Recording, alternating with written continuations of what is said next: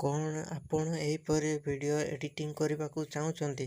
ତ ତେବେ ଆପଣ ଭିଡ଼ିଓର ଡେସ୍କ୍ରିପସନ୍ରେ ଦିଆଯାଇଥିବା ଲିଙ୍କରେ କ୍ଲିକ୍ କରନ୍ତୁ ଏବଂ ତାପରେ ଭିଡ଼ିଓର ଡେସ୍କ୍ରିପସନ୍ରେ ଦିଆଯାଇଥିବା ଲିଙ୍କରେ ଏଲାଇଟ୍ ମୋସନ୍ର ତାକୁ ଡାଉନଲୋଡ଼୍ କରି ନିଜ ଫୋନ୍ରେ ଏଡ଼ିଟ୍ କରିପାରିବେ ଏବଂ ସେଥିରେ ଦିଆଯାଇଥିବା ଭିଡ଼ିଓର ଡେସ୍କ୍ରିପସନ୍ରେ ପ୍ରିସେଟ୍ ଲିଙ୍କ ତାକୁ ଇମ୍ପୋର୍ଟ କରିନିଅନ୍ତୁ। ତାପରେ ସେଥିରେ ଆପଣ ଯାହା କିଛି ଚେଞ୍ଜ କରିବାକୁ ଚାହୁଁଛନ୍ତି ତାହା ଚେଞ୍ଜ କରିପାରିବେ ଏବଂ ନ ଚେଞ୍ଜ କରି ମଧ୍ୟ ଆପଣ ତାକୁ ସିଧା ଡାଉନଲୋଡ଼୍ କରିପାରିବେ। ଯଦି ଭିଡ଼ିଓଟି ଭଲ ଲାଗିଥାଏ ଚ୍ୟାନେଲଟିକୁ ସବସ୍କ୍ରାଇବ୍ ଆଣ୍ଡ ଭିଡ଼ିଓଟିକୁ ଲାଇକ୍ କରିନିଅନ୍ତୁ।